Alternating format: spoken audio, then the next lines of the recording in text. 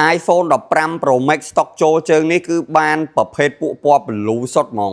ពណ៌ប្រភេទ blue នេះពណ៌ដូច iPhone 17 Pro Max អញ្ចឹងបងប្អូនទាំងគ្នា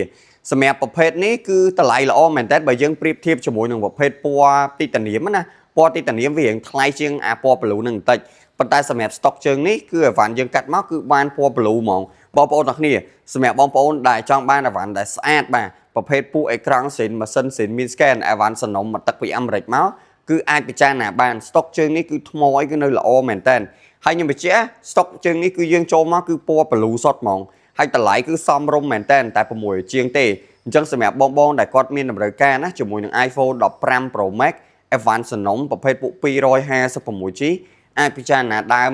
នៅមុខនេះបានណាអាវ៉ាន់នេះគឺទៅតែចូល stock ថ្មីទេបាទអានេះគឺ Advanced ជើងចុងក្រោយហើយតម្លៃ update ជើងចុងក្រោយគឺកាន់តែល្អអញ្ចឹងសម្រាប់បងប្អូនទាំងគ្នាដែលមានតម្រូវការជាមួយនឹង iPhone 15 Pro Max ពណ៌ blue អាចមើលនៅហាងផ្ទាល់បានណាទីតាំងរបស់ពួកយើងគឺនៅទួលគោកបាទ Advanced ស្អាតខ្ចីសម្រាប់បងប្អូនទាំងគ្នាហ្មងណាអូខេមានតម្រូវការឬក៏មានចង្អុលអីផ្សេងៗអាចសួរបន្ថែមតាម Telegram ឬ Facebook Page បានណាអរគុណ